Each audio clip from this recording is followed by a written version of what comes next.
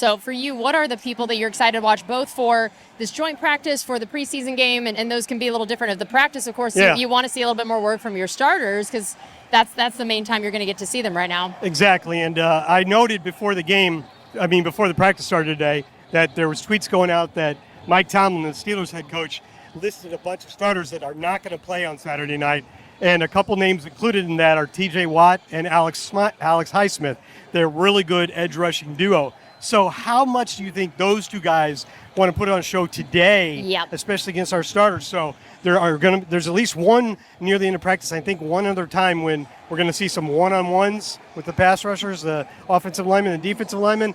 I think that's going to be one of the highlights of practice, and just see how Luke Edeke and Charlie Heck are standing up against those two guys and some of the others. Emeka Buka said it was going to be fun to go against Jalen Ramsey. Love that attitude. He said he's an all-pro, so a lot of nice things about him.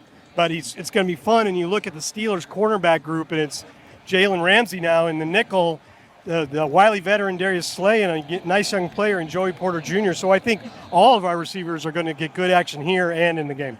That's going to be interesting. And so then looking at the game, knowing, all right, so maybe you're not going to see as much of the starters, that looking at the backups, who are some of the ones that you feel like this game could be really important for? I know that one of the ones we mentioned before was Tez Johnson because of the fact that he was hurt before, that this is someone you and I are excited to watch. Tez Johnson just returned to practice on Monday, and he's practicing today, so we hope he sees some action, not only on offense, but also in the return game, because that's a guy I think a lot of us are thinking, even though he's a 7th-round draft pick, he's got a good shot at making the 53-man roster, but it's no lock, right? So he needs to show us what he can do when the lights come on, and I think that he will. I'm not saying that in a bad way, but he's been impressive on the practice field, so that's a good choice on your part. And then if we do see our